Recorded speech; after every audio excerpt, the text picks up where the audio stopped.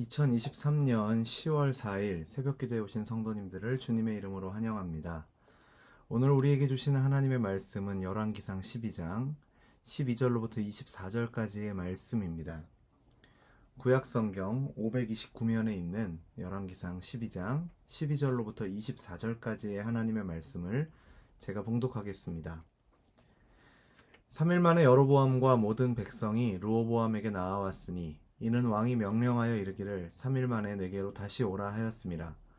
왕이 포악한 말로 백성에게 대답할세 노인의 자문을 버리고 어린 사람들의 자문을 따라 그들에게 말하여 이르되 내 아버지는 너희의 멍에를 무겁게 하였으나 나는 너희의 멍에를 더욱 무겁게 할지라. 내 아버지는 채찍으로 너희를 징계하였으나 나는 전갈 채찍으로 너희를 징치하리라 하니라. 왕이 이같이 백성의 말을 듣지 아니하였으니 이 일은 여호와께로 말미암아 난 것이라. 여호와께서 전에 실로 사람 아히야로 느밧의 아들 여로보암에게 하신 말씀을 이루게 하심이더라. 온 이스라엘이 자기들의 말을 왕이 듣지 아니함을 보고 왕에게 대답하여 이르되 우리가 다윗과 무슨 관계가 있느냐. 이새의 아들에게 받을 유산이 없도다. 이스라엘아 너희의 장막으로 돌아가라. 다윗이여 이제 너는 내 집이나 돌아보라 하고 이스라엘이 그 장막으로 돌아가니라. 그러나 유다 성읍들에 사는 이스라엘 자손에게는 르호보암이 그들의 왕이 되었더라. 르호보암 왕이 역군의 감독 아도람을 보냈더니 온 이스라엘이 그를 돌로 쳐 죽인지라. 르호보암 왕이 급히 수레에 올라 예루살렘으로 도망하였더라. 이에 이스라엘이 다윗의 집을 배반하여 오늘까지 이르렀더라. 온 이스라엘이 여로보암이 돌아왔다 함을 듣고 사람을 보내 그를 공회로 청하여 온 이스라엘의 왕으로 삼았으니 유다 지파 외에는 다윗의 집을 따르는 자가 없으니라. 르호보암이 예루살렘에 이르러 유다 온 족속과 베냐민 지파를 모으니 택한 용사가 18만 명이라. 이스라엘 족속과 싸워 나라를 회복하여 솔로몬의 아들 르호보암에게 돌리려 하더니 하나님의 말씀이 하나님의 사람 스마야에게 임하여 이르시되 솔로몬의 아들 유다 왕 르호보암과 유다와 베냐민 온 족속과 또 그 남은 백성에게 말하여 이르기를 여호와의 말씀이 너희는 올라가지 말라. 너희 형제 이스라엘 자손과 싸우지 말고 각기 집으로 돌아가라. 이 일이 나로 말미암아 난 것이라 하셨다 하라 하신지라. 그들이 여호와의 말씀을 듣고 그 말씀을 따라 돌아갔더라. 아멘.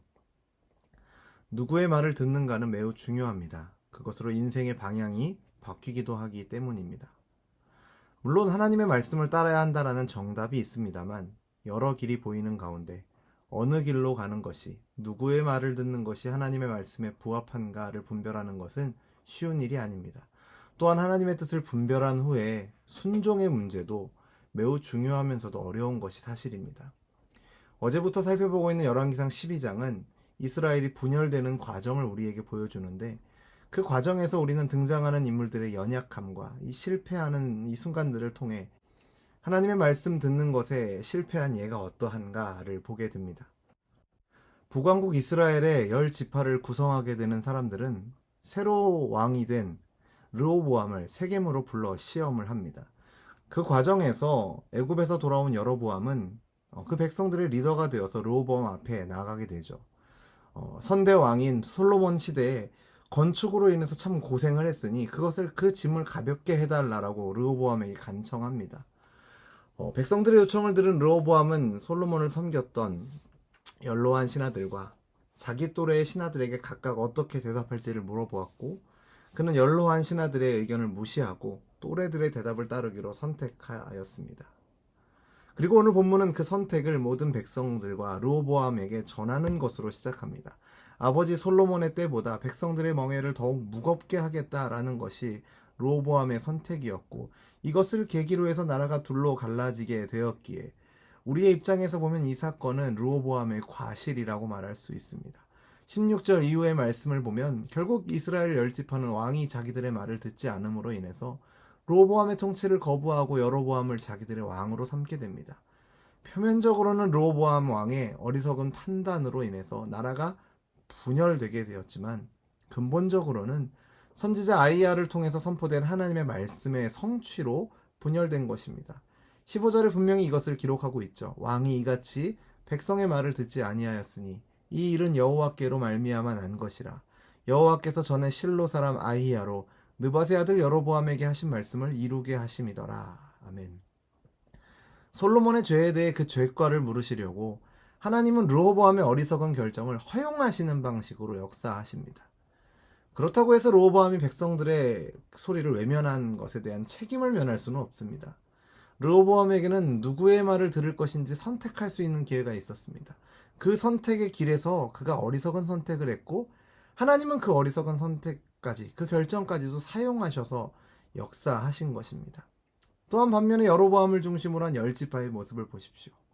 왕이 자신들의 요청을 듣지 않는 정도가 아니라 완전 정반대로 행하는 것을 보면서 그들의 마음은 르호보암에게서 완전히 떠나게 됩니다. 물론 이들의 이런 결정이 이 르호보암의 독선적인 태도로 인해서 이해가 되지 않는 것은 아닙니다.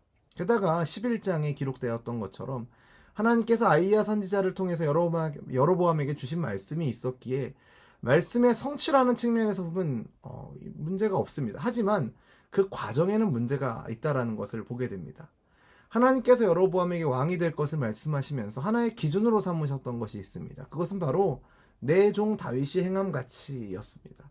다윗의 길을 따라 행하는지 그렇지 않은지 여부에 따라서, 그러니까 하나님께서 다윗에게 주신 언약의 연장선상에서 새롭게 세워질 나라도 언약을 받게 된 것인데, 나라가 분열되고 세워지는 과정을 보면 다윗과의 관계를 부정하는 것을 보게 됩니다.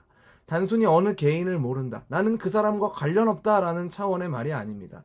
그 다윗의 집안과의 연을 끊겠다라는 차원을 넘어서서 다윗과 함께 하시고 다윗을 통해서 주셨던 하나님의 약속과 그 하나님까지도 버리는 태도, 이미 여로보암에게 주신 이 하나님의 언약을 깨트리는 것이 이 나라의 출발점에서 우리가 보게 되는 모습입니다.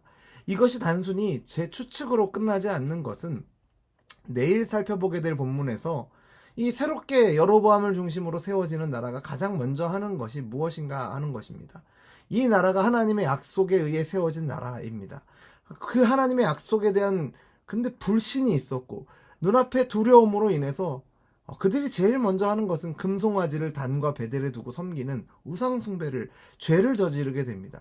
이후에 북이스라엘이 망하기까지 20명의 왕이 등장하는데 성경은 그들 중 어느 누구도 다윗의 길을 행했던 선한 왕으로 묘사하지 않고 모두를 악한 왕으로 설명하게 됩니다. 또한 자신이 보낸 감독 아도람이 죽임당하는 것을 보고 급히 예루살렘으로 도망했던 르호보암 왕은 이 상황을 어떻게 반응하고 있습니까? 여로보암이 왕이 된 이 상황을 어떻게 반응합니까? 일찍이 솔로몬은 자신의 범죄로 후대에 나라가 나뉘어지게 되고 아이야를 통해서 그것이 여로보암에게 일어날 일이라는 것을 이제 알게 되고는 여로보암을 죽이려고 하죠. 그래서 여로보암이 애굽으로 도망을 갑니다. 그 일 앞에서 솔로몬이 택했던 것은 하나님 앞에 회개하고 돌이켜 은혜를 구하기보다는 자신의 힘으로 문제를 해결하려고 했던 것이 11장 마지막에 기록되어 있는 모습이죠. 그런데 오늘 본문을 보시면 이 본문의 마지막 부분에서 이 솔로몬의 아들 르호보암도 같은 모습을 보여줍니다. 르호보암이 어리석은 조언을 받아들이고 백성들의 멍에를 더 무겁게 하기로 선택해서 온 백성이 여로보암을 따르게 된 것은 사실 아버지 솔로몬의 죄로 인한 징계, 그 징계하시겠다라는 말씀을 이루는 일이었습니다. 죄에 대한 심판의 말씀이 이루어지는 것이니 르호보암 자신에게나 이스라엘이라는 나라 측면에서 봐도 너무나도 참담한 현실이 아닐 수 없죠. 그의 눈앞에 펼쳐지는 참담한 현실을 보았다면, 그것이 특별히 죄에 대한 심판이라면 응당 하나님 앞에 나아가 죄를 참회하며 은혜를 구하는 것이 르호보암이 개인으로서나 또 이스라엘의 왕으로서 보였어야 하는 태도인데, 그는 이러한 상황 속에서 하나님께 겸손하게 나아가지 않습니다. 오히려 유다와 베냐민 지파로부터 18만 명이라는 군대를 모아서 동족 상잔을 감수하고서라도 무력으로 하나님께서 나누신 이 나라를 다시 자신이 찾아오려는 무모한 계획을 추진하는 것을 보게 됩니다. 열왕기상 12장을 보면 르호보암은 계속해서 어리석게 판단하며 멸망의 길로 달려갑니다. 하나님의 성품과 어긋나는 조언을 듣는 이 어리석음, 하나님을 신뢰하며 자신의 길을 인도해 주시기를 구하지 않는 불신앙, 민족 간의 전쟁이라는 극단적인 방법을 통해 나라를 차지하려는 교만함이 그를 패망으로 이끌고 있습니다. 그러나 하나님은 어떤 분이십니까? 다윗과 솔로몬에게 그러셨던 것처럼 어리석은 르호보암에게조차도 하나님은 언약을 기억하시고 긍휼을 베풀어 주십니다. 그래서 24절을 보시면 여호와의 말씀이 너희는 올라가지 말라. 너희 형제 이스라엘 자손과 싸우지 말고 각기 집으로 돌아가라. 이 일이 나로 말미암아 난 것이라. 이렇게 말씀하십니다. 하나님은 스마야를 통해서 이 말씀을 전하게 하셔서 르호보암이 동족 간에 서로 죽이는 이 무모한 전쟁을 일으켜 유다와 이스라엘이 공멸하지 않도록 지켜주시고, 동시에 나라의 분열이라는 안타까운 현실이지만 그것이 죄에 대한 하나님의 심판의 말씀의 성취로 이루어진 것이기에 그 성취된 하나님의 뜻을 거스르지 않도록 막아주시는 것을 보게 됩니다. 죄와 심판, 어리석은 결정과 분열, 그리고 그 가운데 언급되는 하나님의 주권, 우리는 이 성경의 기록이 앞으로 어떻게 이어지고 그 의미가 무엇인지 알고 있기에 본문을 읽을 때 별다른 생각이 들지 않을 수도 있습니다. 하지만 이 본문의 이야기들이 오늘 우리의 삶 속에서 일어나게 될 때는 아마도 이해하기 매우 어려운, 아마도 우리 역시도 성경 속에 등장하는 인물들과 같이 어리석게 행동하고 헤매고 있을 확률이 높습니다. 오늘 본문을 통해 우리가 기억해야 할 것은 무엇일까요?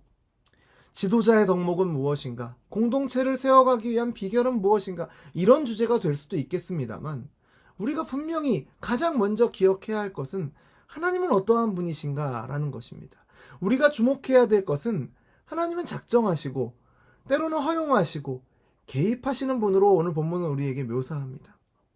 우리는 결코 그분의 섭리를 다 알 수 없습니다. 예측할 수도 없습니다. 본문 속에 등장하는 인물들의 과실을 우리는 예리하게 지적할 수 있겠습니다만, 우리가 그 인물들이었다면, 그리고 같은 상황이 우리에게 일어나고 있다면 우리도 하나님의 섭리를 알 수도 없고 예측할 수도 없을 것입니다. 하지만 그분의 섭리를 우리가 다 알 수 없는 가운데서도 분명하게 드러나는 그분의 뜻이 있죠. 다윗이 행했던 것처럼 오늘 우리에게는 보다 더 분명하게 성경이 우리에게 말씀하시는 것처럼, 주님께서 본을 보이신 것처럼 겸손과 인애, 신실과 화평, 그리고 순종함으로, 이것이 르호보암과 여로보암이 살던 시대에 하나님의 사람에게 요구하셨던 것, 그리고 오늘 우리가 살아가는 이 시대에 하나님의 사람에게 하나님이 동일하게 요구하시는 것인 줄로 믿습니다. 역사를 시작하시고 그 역사를 이루어 가시고 언젠가 그 역사를 마무리 지으실 하나님께서 저와 여러분을 그 역사 속에 살아가게 하셨습니다. 그리고 그 역사의 한 점이 될 오늘 우리에게 요구하시는 것이 있습니다. 그것은 바로 우리의 삶을 통해서, 우리의 모습을 통해서, 우리의 선택과 결정을 통해서 세상을 주관하시는 하나님을 드러내는 것입니다. 그것이 오늘을 살아가는 성도로서 저와 여러분에게 맡겨진 역할과 책임입니다.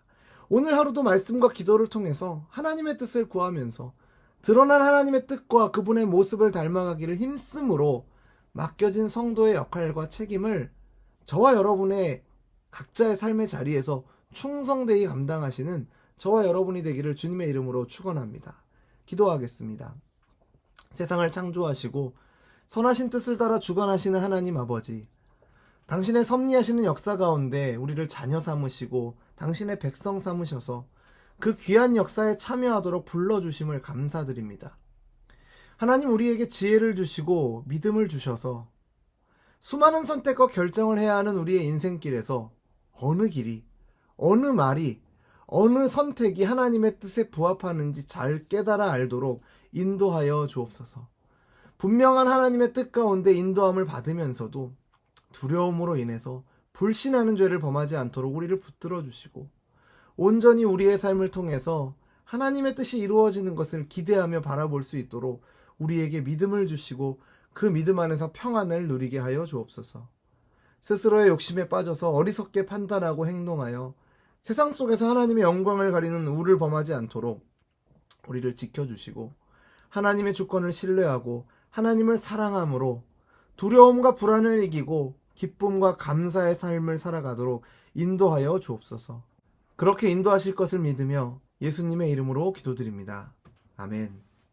우리 주 예수 그리스도의 은혜와 하나님 아버지의 사랑과 성령 하나님의 교통하심이 우리 각 사람과 지으신 온 세상을 선하신 뜻을 따라 다스리심으로 모든 것이 합력하여 선을 이루도록 역사하시는 하나님의 선하심을 믿으며 그 하나님의 인도하심과 보호하심 아래 거하며 동시에 보냄을 받은 세상에서 하나님의 선하심을 찬양하며 영광 돌리기를 소원하는 우리 열린비전교회 모든 성도들과 우리의 삶의 걸음 가운데 이제로부터 영원토록 항상 함께 있을지어다.